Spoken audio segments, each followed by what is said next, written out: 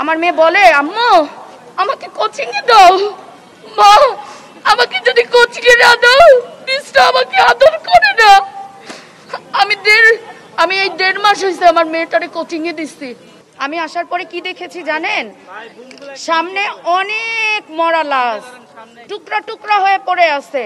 এমনকি আমার বাচ্চার সাথে যেই বাচ্চাগুলা পড়তো সেই গার্ডিয়ানরাও ওইখানে ছিল। আমি আমার চোখের সামনে দেখছি যে আমার আমার আমার ময়না পাখিটা ওই রুমের মধ্যে পড়তেছে। ভাই, আমার পাখিটারে যখন বের করা হয়েছে আমি বলছি যে আমাকে একটু দেখতে দেন, আমাকে একটু দেখতে দেন আপনারা। যদি প্রথম দিন আমাকে দেখতে দেওয়া হইতো আমি কিন্তু স্কুলের মাঠ থেকেই আমার পাখিটারে বুঝতাম, কারণ আমি জানি ওইখানে কয়টা বাচ্চা কোচিং করে, কয়টা বাচ্চা ছিল। আমি প্রশাসনের ওদেরকে যখন হাত পাও ধরে বলছি যে ভাই আমাকে একটু বলেন যে এইখানে যে বাচ্চাগুলো ছিল ওগুলো আছে না মারা গেছে, তারা কিন্তু আমাকে অনেক সময় পরে বলছে যে আপা কেউ আর বেঁচে নেই। তো তখন ওই মরা বাচ্চাগুলোকে একটু মাঠেই রাখতো। আমাদের মাইলস্টোনের নুরুন নবী স্যারের তো অনেক বড় বড় মাঠ, স্যার একটু মাঠেই রাখতো। আমরা ওইখান থেকে বেছে নিয়ে যাইতাম। কিন্তু কি করেছে জানেন আপনারা? সেদিন স্যার সবার আগে আমার ময়না পাখির মতো আরো যেই পাখিগুলো ছিল না ওই পাখিগুলোরে উঠায়া আগে নিয়ে গেছে। কেন ভাই? ওগুলোরে রাখতেন, আমরা শনাক্ত করে নিয়ে যাইতাম। যখন নিয়ে গেছে আমি দুপুর থেকে রাত 4টা পর্যন্ত আমার পাখিটারে খুঁজছি ভাই, আমি কোথাও পাই নাই। আমি এই হসপিটাল ওই হসপিটাল সব জায়গায় খুঁজছি, কোথাও পাই নাই। আমি 4টা দিন খোঁজার পরে 2 দিন পরে আমাকে বলে যে ডিএনএ টেস্ট করে নিতে হবে।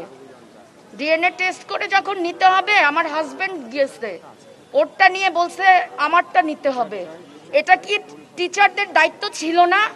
আমি তো ভারসাম্যহীন ছিলাম। একদিন পরে আমি আর কিছু দেখতে পাই নাই, আমি কাউকে চিনি নাই।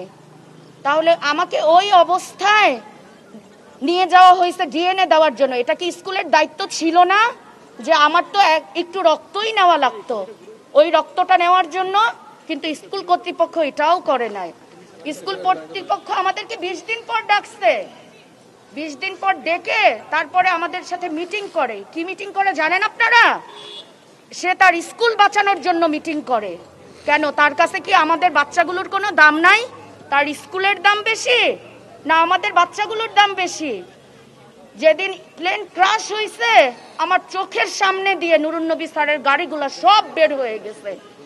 একটা একটা করে গাড়ি সে বের করে দিছে। কেন রে ভাই? এই গাড়িগুলো আমাদের টাকায় কেনা ছিল না? তাহলে সে গাড়ি বের করে দিছে। আরিয়ান নামের একটা বাচ্চা, সেই বাচ্চাটারে পায়ের নিচে ফেলায়া রিকশায় করে নিয়ে গেছে। কেন? এটা কি স্যারের দায়িত্ব ছিল না? স্যার এটাও করে নাই। ঠিক আছে, স্যারের এটাও দায়িত্ব না, স্যারের প্রতিষ্ঠান। স্যার আমাকে বলতে দে, স্যার কি করলো? ক্যান্টিনে যে একটু বাচ্চারা পানি খাবে সেটারও উপায় রাখে না, ক্যান্টিনটাও বন্ধ করে দিচ্ছে। স্যার তো সব রকম তার প্রতিষ্ঠানের যাতে কোনো ক্ষয়ক্ষতি না হয়। তাহলে তা আমাদের বাচ্চাগুলোর প্রতি কি তার কোনোই নাই? আমাদের বাচ্চাগুলা যে এত কষ্ট করে মারা গেল, আমাদের না হলে ডক্টর ইউনুস স্যার, তাকে তো আমরা বসাইছি, তার অ্যাপার্টমেন্ট পাইতে আমাদের এখনো আমরা পাই না। কিন্তু নুরুন নবী স্যারের অ্যাপার্টমেন্ট পাইতেও কি আমাদের 20 দিন সময় লাগছে? সে 20 দিন পরে আমাদেরকে কেন ডাকলো? যখন আমরা এই প্রশ্ন করি যে স্যার আপনাকে 20 দিন পরে আমাদের কেন ডাকলেন, বলে আমি তো সবার বাসায় বাসায় গিয়েছি। সে কয়জনের বাসায় গেছে ভাই? সে বাসায় গেছে, কার কার বাসায় গেছে? সে কোচিং, তার টিচাররা বলে যে কোচিং, আমার স্কুলে কোচিং হয় না। কে বলছে তার স্কুলে কোচিং হয় না? আমার মেয়েকে আমি আজ পর্যন্ত কোনোদিন কোচিং এ দেই নাই। আমার মেয়ে বাসায় যেয়ে কি বলে জানেন আপনারা? আমার মেয়ে বলে আম্মু আমাকে কোচিং এ দাও। মা, আমাকে যদি কোচিং এ না দাও মিসটা আমাকে আদর করে না। আমি এই 1.5 মাস হয়েছে আমার মেয়েটারে কোচিং এ দিচ্ছি। আমার পাখিটারে কোচিং এ দেওয়ার পরে আমার পাখি 1 সপ্তাহ পরে কি বলছে জানেন?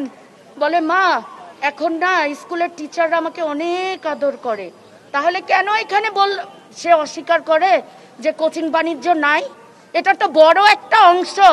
তার হেড মিস খায়, সে নেয়, সবাই নেয়। শিক্ষার নামে কেন ব্যবসা করে? তার প্রতিষ্ঠান তো একটা জলদস্যুদের চাইতেও নির্মম। আবার আজকে যখন বাচ্চাগুলো দাঁড়াইলো, তার টিচারদের বের করছে। আমরা তো ভিতরে ঢুকি নাই, আমরা সুন্দর মতো মানববন্ধন করছি। সে টিচারগুলারে কেন বাহিরে বের করলো? টিচাররা বাহিরে বের করে প্রত্যেকটা বাচ্চা ভিতরে ঢুকাইছে। এক টিচার আমাদের গার্ডিয়ানের গায়ে হাত তুলছে। কেন? আমরা কি কোনোই বিচার পেতে পারি না? আমাকে ফোন দিয়ে হুমকি দেওয়া হয়। আপনি এত কথা কেন বলেন? আপনার না আর একটা বাচ্চা আছে, ওই বাচ্চাটাকে কিন্তু আমরা তুলে নিব। কেন? আমাদের মানববন্ধন নষ্ট করার জন্য তার এত কেন? এত কি সমস্যা তার? সে আমাদেরকে শিক্ষা মন্ত্রণালয় ডাকছে, সেখানে কি লেখা ছিল জানেন? তার স্কুল বাঁচানোর জন্য আমরা যাব। আমরা সেখানে কেন যাব? আমার ময়না পাখি তো ফিরিয়ে দিতে পারবে না। তার সব স্যার, তার এই প্রতিষ্ঠান নাকি লাভজনক না।